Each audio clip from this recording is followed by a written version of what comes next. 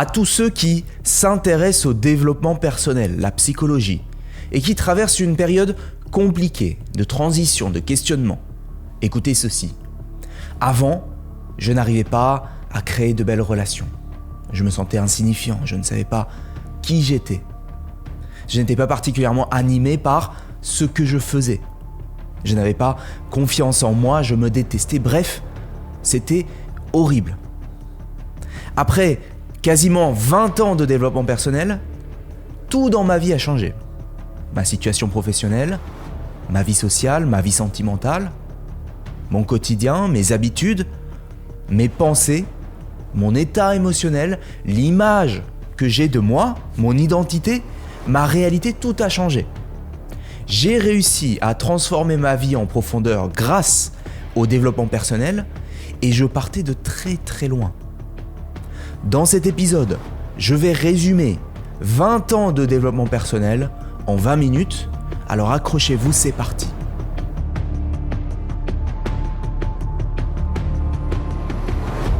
Comme je vous l'ai dit, on est en 2008. À cette époque, je n'arrive pas à créer de belles relations. Je me sens insignifiant. Je ne sais pas qui je ne suis pas animé par ce que je fais, je n'ai pas confiance en moi, je me déteste. Bref, comme je vous l'ai dit, c'était horrible.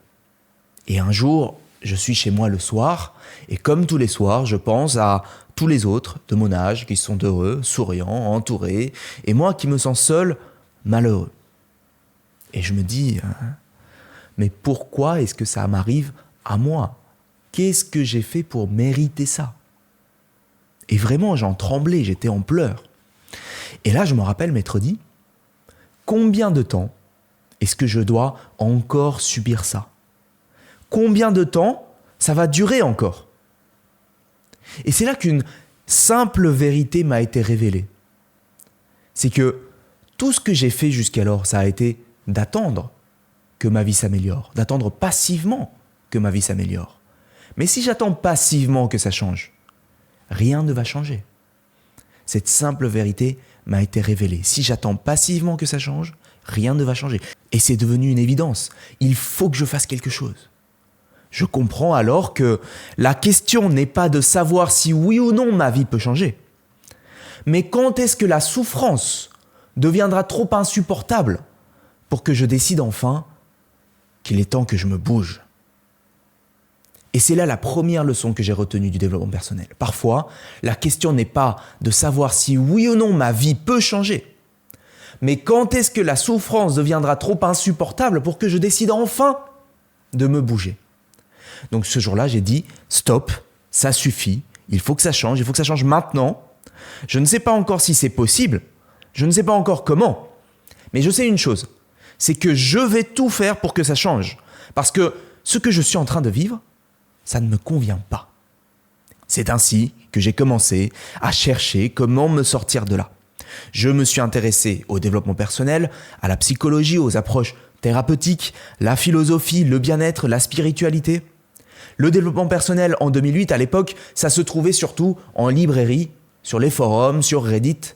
Et à l'époque, j'ai tout parcouru, le pouvoir du moment présent, la loi de l'attraction, les 48 lois du pouvoir, l'art subtil de s'en foutre, comment se faire des amis, etc., etc. Bref, j'ai tout lu, je lisais en cachette pour ne pas être vu, jugé, critiqué, parce qu'à l'époque, le développement personnel, c'était quasiment tabou. Surtout que les premières années, je lisais, mais rien ne changeait vraiment. Mais j'ai continué d'y croire parce que c'était important. Je savais que si je m'arrêtais là, alors j'allais retourner dans ma souffrance et dans ma solitude. Alors j'ai continué. Mais rien ne change.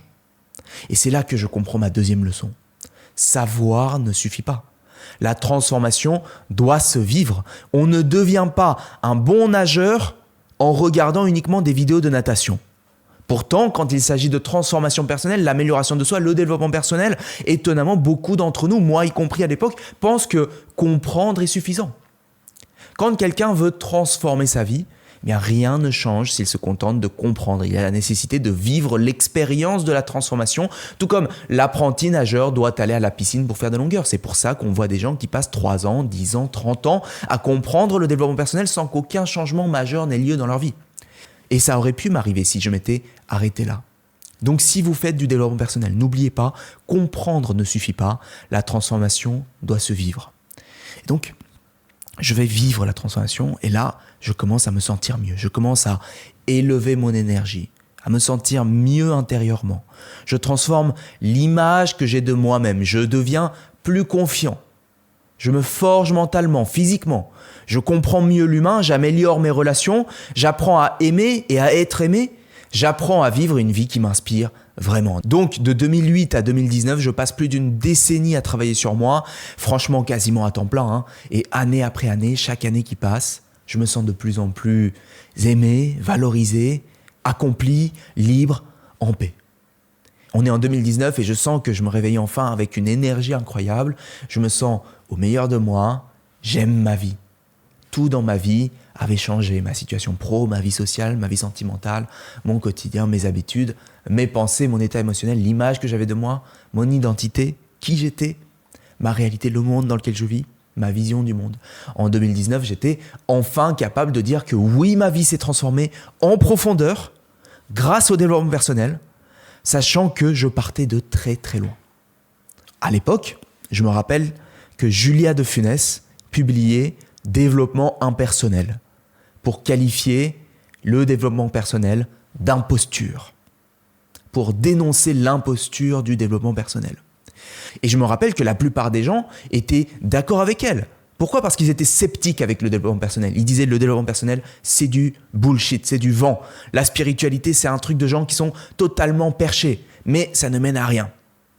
Moi, ça me rendait furieux. Pourquoi ? Parce que je savais que ma vie s'était transformée profondément grâce aux précieux outils que j'ai découverts dans le développement personnel, la psychologie, le bien-être, la spiritualité, que j'ai découvert au cours de mon processus. Mais je lui dis merci à Julia de Funès et à tant d'autres qui ont été critiques avec le développement personnel. Parce que c'est là que j'ai su qu'une bonne partie du monde ignore la puissance du développement personnel, ignore que transformer sa vie en profondeur, c'est possible. Que si moi j'avais réussi, beaucoup d'autres pouvaient y arriver. Bien sûr que c'est possible. Et c'est là la troisième leçon du développement personnel que je tire.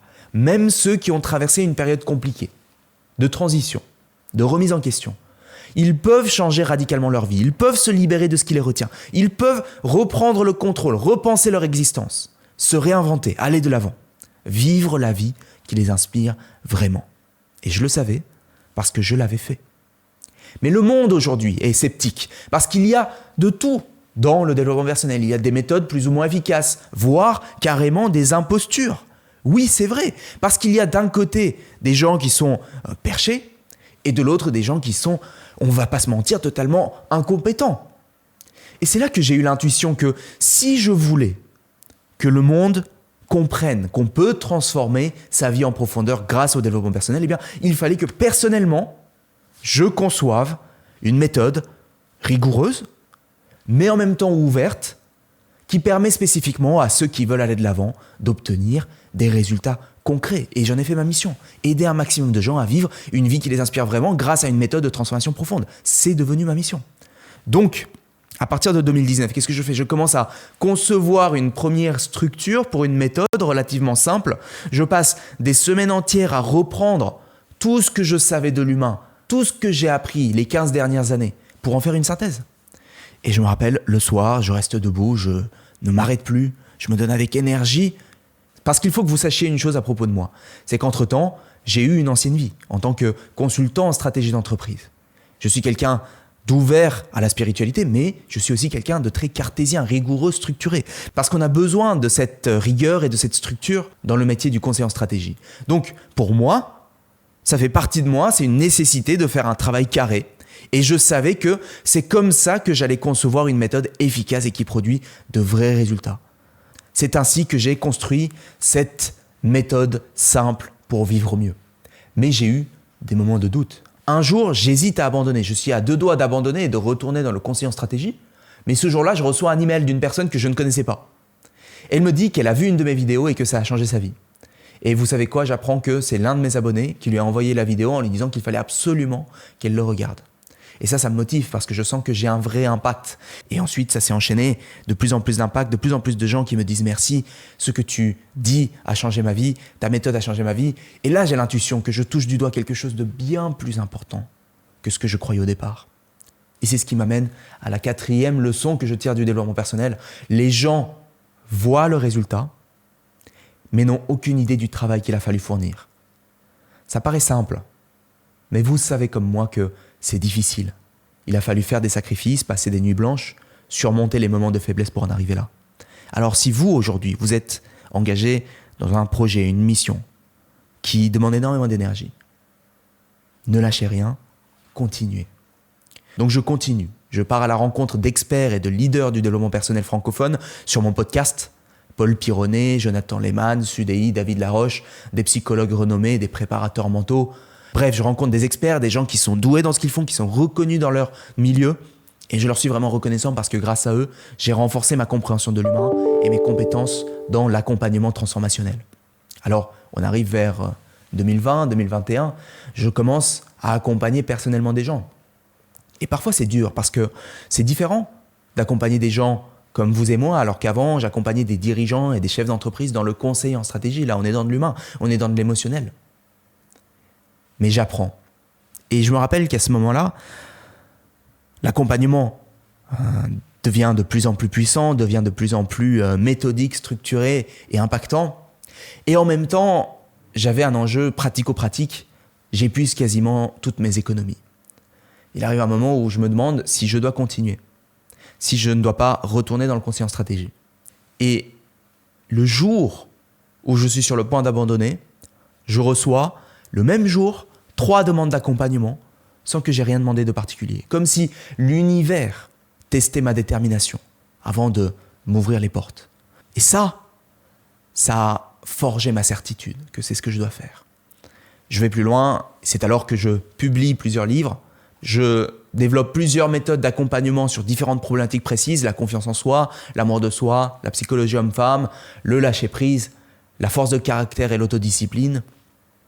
Et là, ça commence vraiment à prendre forme, vous savez.